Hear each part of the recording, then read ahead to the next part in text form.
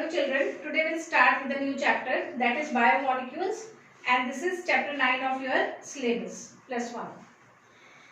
What are biomolecules? The molecules which are present in the living system, living cell or a cell living organism is known as biomolecule. The molecules which are present in the living system are known as biomolecules. Or we can say that the molecules which interact together to form life are known as biomolecules.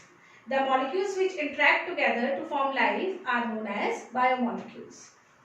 So children, out of 118 elements present in the earth crust, only 20 to 25 are found essential for life.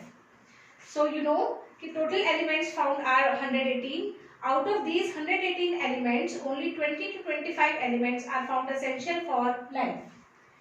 These elements differ in their relative abundance. Means some elements are abundant in one cell or one organism, other are abundant in other organism. But some elements are there which are abundant in each and every organism. And such elements are known as major elements. These major elements contribute 95 to 97% of the cellular material. The elements which contribute 95 to 97% of the cellular material are known as major elements, and they are carbon, hydrogen, oxygen and nitrogen. Carbon, hydrogen, oxygen and nitrogen. Minor elements include 5%. They contribute 5% of the cellular pool, and they include both metal and non-metal. Example: calcium, potassium, magnesium, sodium, iron, sulfur, phosphorus, chlorine and iodine. Trace elements contribute less than 1%. They include copper, cobalt, zinc, silicon, manganese, fluorine and boron. They contribute less than 1%. So biomolecules are the molecules which interact to form the life. Major biomolecules present in the body are carbohydrates, proteins, lipids, nucleic acid, vitamins, etc. These are different type of biomolecules which we will study in detail in this chapter. Next is cellular pool. Next definition is of cellular pool. What is cellular pool? Children, the cytoplasm or the cell is made up of several molecules. They are made up of several molecules which perform different type of functions in the cell. The combination of these molecules is known as cellular pool. So what is cellular pool? What is cellular pool? Cell contains several molecules which perform variety of functions. And the aggregation of such several molecules is known as cellular pool. This collection of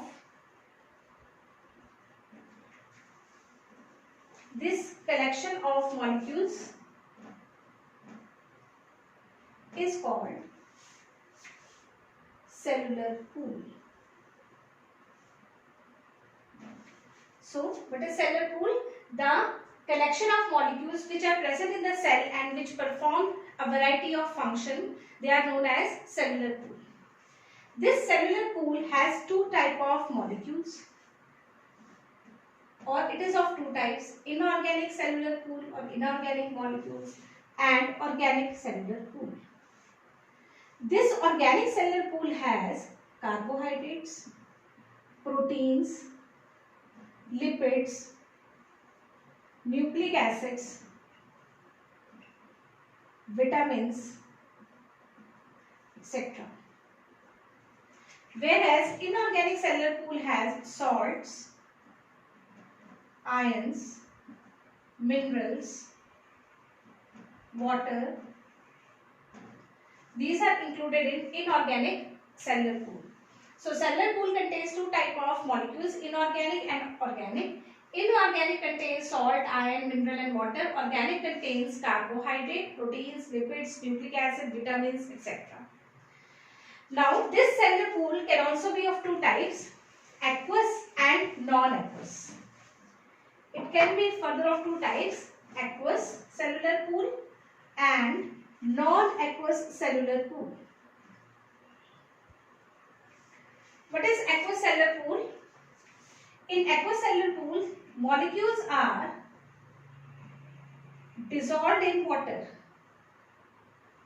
Molecules are dissolved in water and form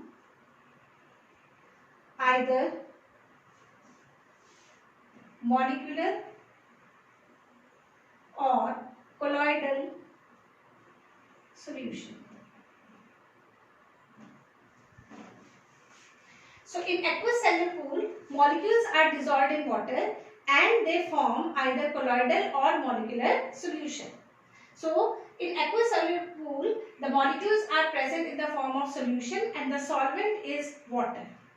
Whereas non-aqueous phase or non-aqueous cellular pool, it consists of organic molecules. It consists of organic molecules which are present in cell wall, cell membrane or cell organelles, etc.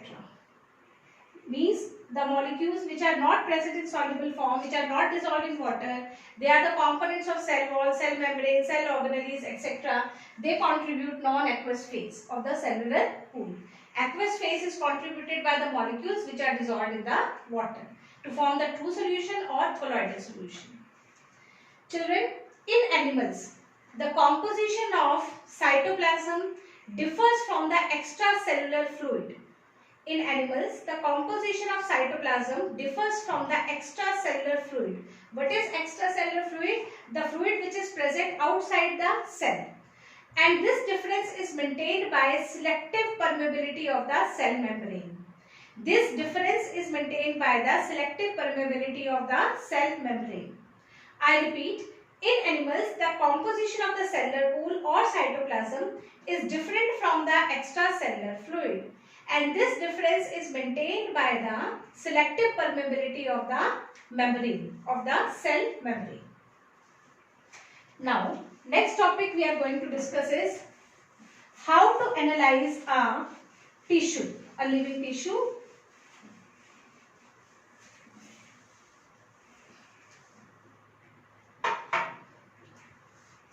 How to analyze the chemical composition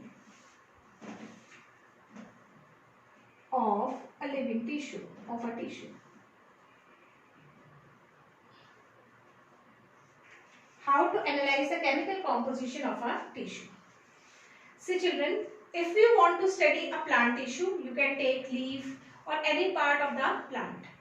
And if you want to study animal tissue, generally animal liver is taken. For example, we can take rat liver.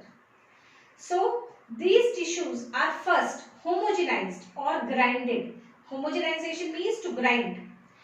This tissue which we have taken, either plant tissue or animal tissue, we have to grind this tissue in trichloroacetic acid. And the term used for grinding is homogenization. The term used for grinding is homogenization. Homogenize. So we will homogenize the tissue in trichloroacetic acid, which is abbreviated as TCA, trichloroacetic acid. So plant tissue can be homogenized by using simple pestle and mortar. You have seen that pestle and mortar in your lab. We can homogenize plant tissue in pestle and mortar. But animal tissue cannot be homogenized in pestle and mortar because it contains collagen. Because animal tissue contains collagen, so we use homogenizer, a machine called homogenizer, to homogenize the animal tissue. Then after homogenization, a slurry will be formed. A slurry will be formed and we will filter this slurry from a muslin cloth. We will filter this slurry from the muslin cloth. The filtrate is known as, the filtrate which we will obtain is known as acid soluble portion. The filtrate which is obtained is known as acid soluble portion, and the retentate is known as acid insoluble portion. So we will receive two fractions after filtering the slurry. One is acid soluble fraction and the other is acid insoluble fraction. The molecules which are present in acid soluble fraction are low molecular weight. They will be having low molecular weight, whereas the molecules which are present in acid insoluble fraction will be having high molecular weight. They will be having high molecular weight. So